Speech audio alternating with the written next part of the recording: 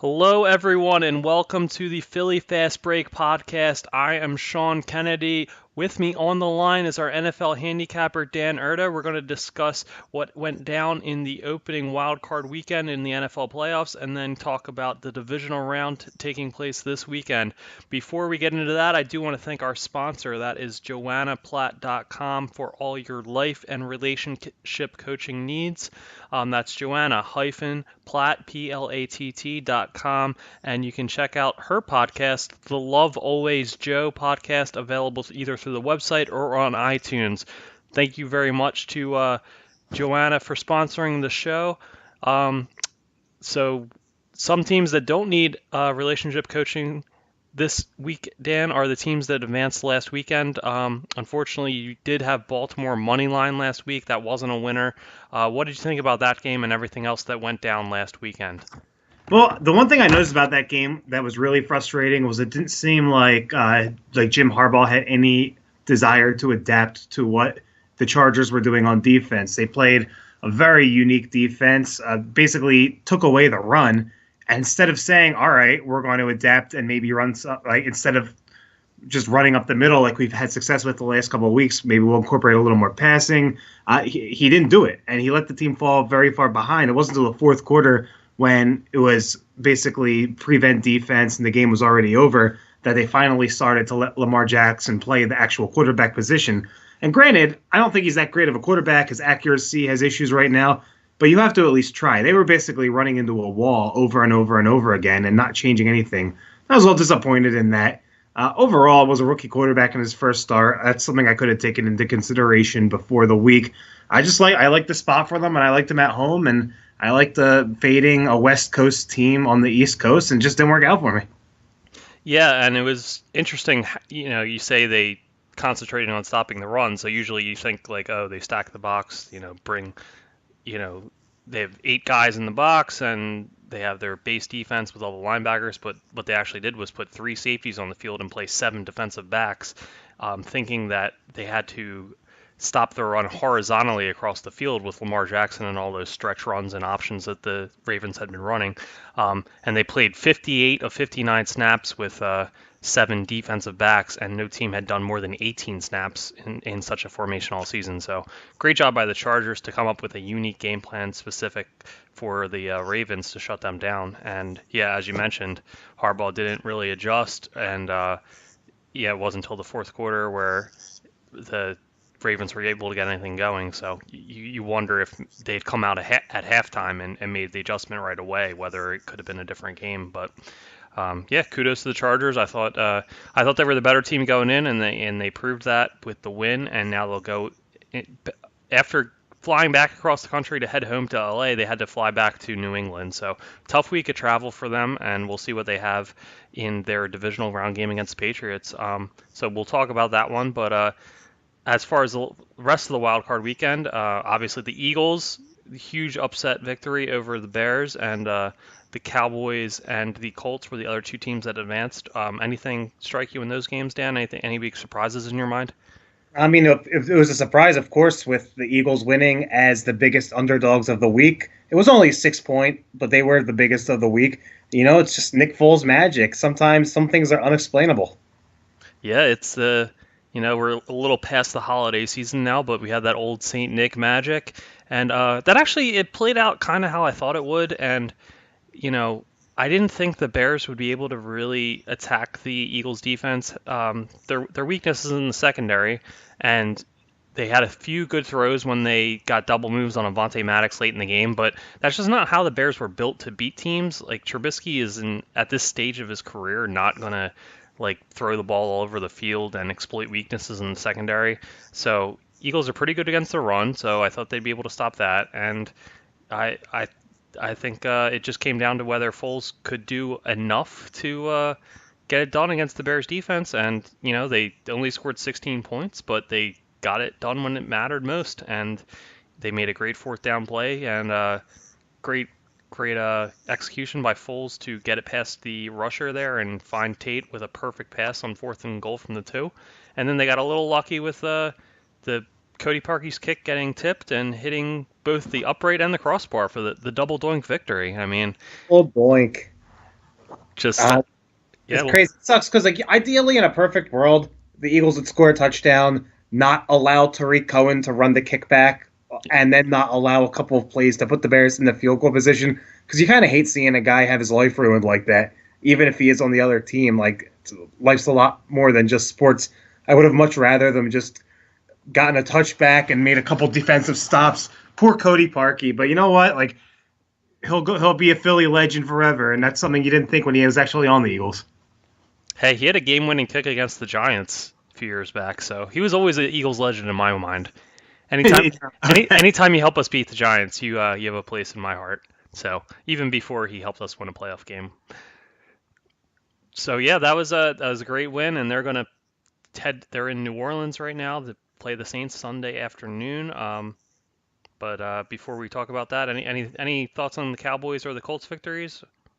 The Cowboys. I mean, I feel the same way that everyone in the world feels. It's been beaten into the ground by now. But what the hell are the Seahawks doing? Constantly running, running, running. Your quarterback's not Blake Bortles. Your quarterback is Russell Wilson, and they were just doing first down run, second down run, and then maybe a third down throw for the entire game. I was at a restaurant with some friends watching that game, and it got to the point where we weren't even looking at the game anymore. It wasn't even fun to watch. Seahawks really blew it there. And the Colts looked great. Andrew Luck looks awesome. I really like the team. I like Frank Reich as a head coach. I think he came prepared. Um, I just was really impressed by them. I thought Houston, they have a couple injuries, and I thought that their secondary was weak and they might be like susceptible to pass. But I definitely thought they were going to score more than 7 points. That was the most impressive part of the whole thing. Yeah, Colts defense really played great. I think that was probably the most unexpected thing for me out of the whole weekend. Yeah, Texans just Colts sat back in his own defense and they just kind of dared Deshaun Watson to find the spots in the zone to beat them, and he wasn't able to do it.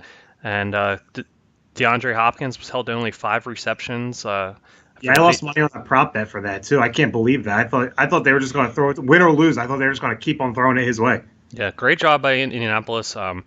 They were able to get that early lead with a few touchdowns, and I thought their offense was going to, put up a big day. They actually like kind of sputtered in the second half, only ended up with 21, but did what they needed to do, and good job by Indianapolis and former Eagles assistant coach Frank Wright. So, yeah, let's dive into all the divisional round action. Saturday, we have the Colts at Kansas City. KC is a 5-point favorite. Saturday night, we have LA hosting the Dallas, and the Rams are 7-point favorites. Sunday, the early game, the 105 game, is New England hosting the Chargers. Patriots 4-point favorites at home, and then the late afternoon game on Sunday is Saints Eagles, and Saints are 8-point favorites in New Orleans. So Dan, I know we talked off air. You have two plays this week. I have one. So why don't you go ahead and give us your first one? Yeah, I don't like. I'm not getting involved on Sunday. Both of my plays are Saturday. The first thing I like is I know I just sung the praises of the Colts and Frank Reich and Luck and all them, but I like the Kansas City Chiefs a lot. It's a completely different spot for the Colts. Playing in Kansas City is a lot different than playing in Houston. They have what I consider to be a stronger home field advantage, and we talked about Indianapolis' defense, and credit to them. They've done a great job. They did a great job last week. But you just can't stop Kansas City. They have too many guys who can run a 4.40. Just too many ways they can beat you. Only thing against this is it's Patrick Mahomes' first ever playoff game, but he's been on prime time about 7 times this year, it seems. He's real. He doesn't seem like a guy who shrinks in the moment. I think Kansas City's just going to score a ton here. Indianapolis will score their 21 points or so, but this is going to be like a 34-21 type game. I don't think Kansas City is going to have much of a problem with the Colts. Colts are heading in the right direction. They have a ton of cap space. They made the playoffs this year. They have a good coach, good quarterback. I like Marlon Mack as a running back. They have a lot of good things going. I just think it comes to an end for them this year on Saturday. Yeah, I also think KC's going to win this one. My only concern with giving the 5 is that the Chiefs have one of the worst run defenses, not even of this season, but like historically, they were almost in the bottom 10 ever for run defensive DVOA. And the Colts' offensive line has been tremendous all season. Not only have they kept Andrew Luck clean in the pocket and giving him all the time in the world to throw. But the running game's actually looked really good the last few weeks. Marlon Mack's done a good job as the workhorse guy ever since he took over about midway through the season, coming back from injury. And then they had one or two injuries on the line, but now everybody's been healthy, and they've really been good the last 4 to 6 weeks in the running game. And I think if the Colts are going to, potentially pull the upset off here, I think it's because they're going to work the run game, have long drives to keep the KC offense off the field, and that would be the recipe for success for them. So I do think that might be an avenue of success for them, and but I do think the Chiefs at home, they, despite losing Kareem Hunt due to his off the field incident and getting released, they still have all the weapons in the world on offense. I think they definitely are able to. I think they'll be able to outscore the Colts. I'd just be worried about the backdoor cover potential, because I think Luck's really clicking right now, and that offense has been tremendous for the Colts lately.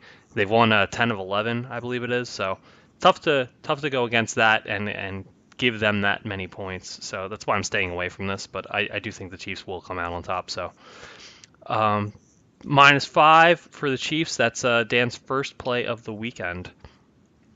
All right, my first and only play.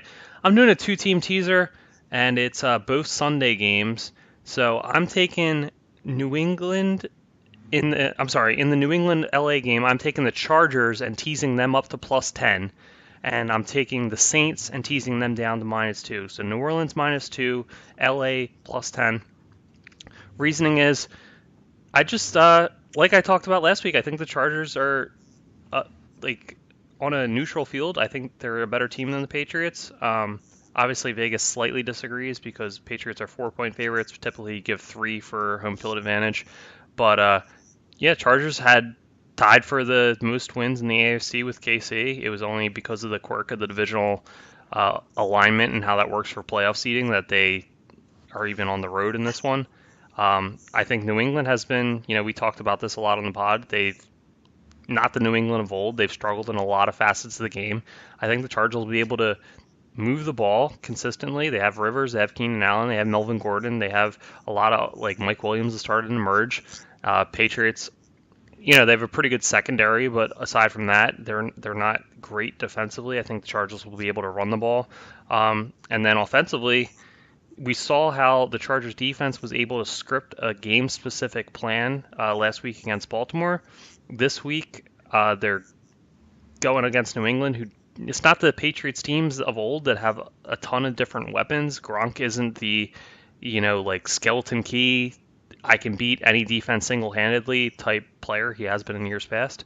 So I really think the Chargers have a chance to pull this one out. The only reason I'm, teasing this up at all is that I think New England is undefeated at home this season, and there's just something about them at home coming off a bye week with Belichick that worries me a little bit. So I'm teasing this up to 10.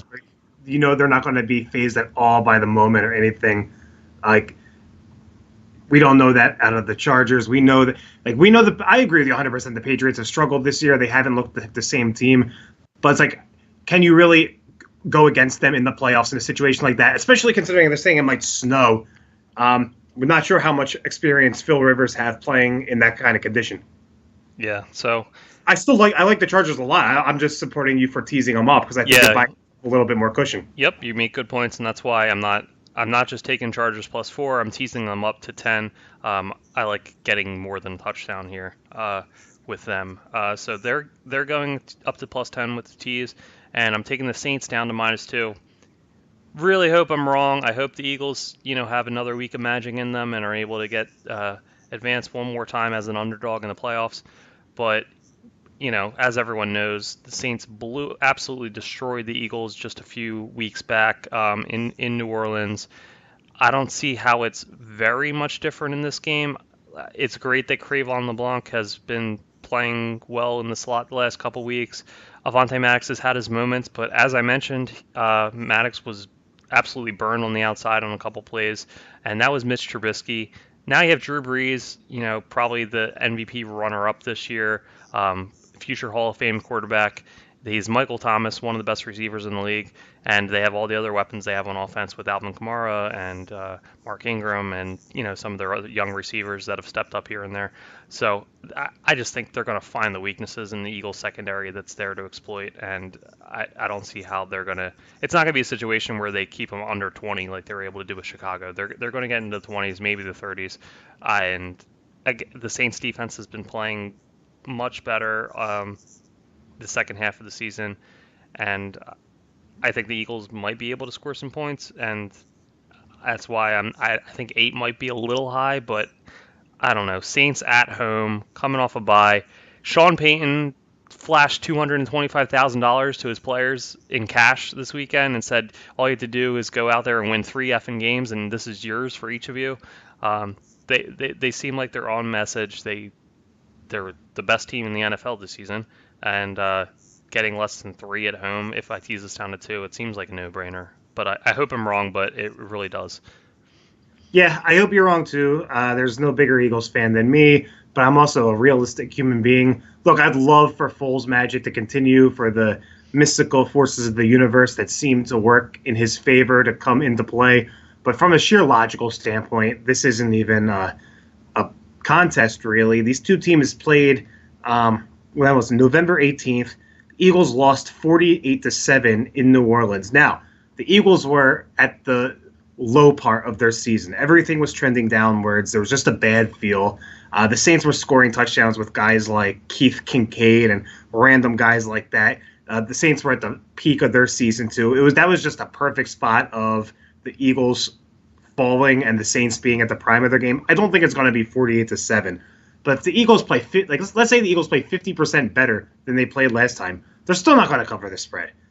It's going to take a miracle. I hope that miracle happens. But from a sheer logical standpoint, your bet makes perfect sense, and it's probably going to hit, and the Eagles' season's probably going to be over. But fingers crossed, stranger things have happened. Yep. So, yeah, as I said, I hope that does come into play, and we see another miracle with Foles at the helm. But as of now, I gotta put my better hat on and play what I think is going to be the best play, and I'm taking Saints -2 and Chargers +10 in a 2-team teaser. I like it.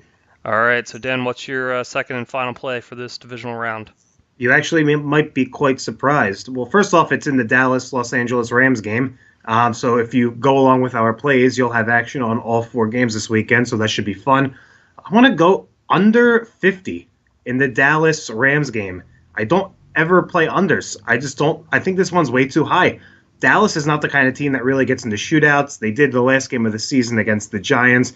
That was a weird game. I don't know what happened there. But I really think in a situation like this, in a must-win spot, Dallas is just going to run the ball. They're going to run it with Zeke over and over and over, try to sustain drives, try to get first downs, keep the clock running. They know if they get into a shootout, they're going to lose the game. I don't think Dallas is going to win this game 32-28 or anything. If Dallas is going to win it, it's going to be like 23-20 in that range. I think both of these teams are going to lean heavily on their running backs. Both teams have excellent defenses.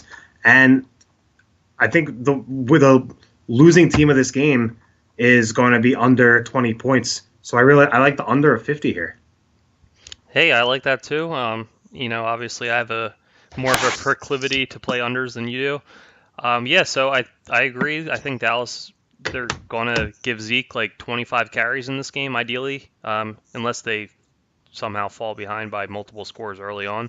I think they want to give him 20 to 25 carries. That's their recipe for success and a potential upset here.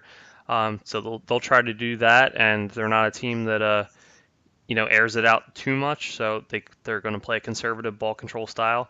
And then when LA has the ball, Cowboys have a really good defensive line, so they should be able to maybe contain Gurley a little bit better than most teams. And if they can get after Jared Goff, he doesn't have a ton of postseason experience, so maybe they can rattle him. Maybe, and as we know, the Rams' offense hasn't been as good as it was in the beginning of the season after they lost Cooper Kupp. So maybe just not the high-flying Rams attack that we saw in the first 10 weeks of the season or so. I mean, they haven't been as great lately. So I agree. Yeah, I think I like the under here. So go with under 50 in Dallas, Los Angeles. That's the Saturday night game. That's Dan's second play of the week.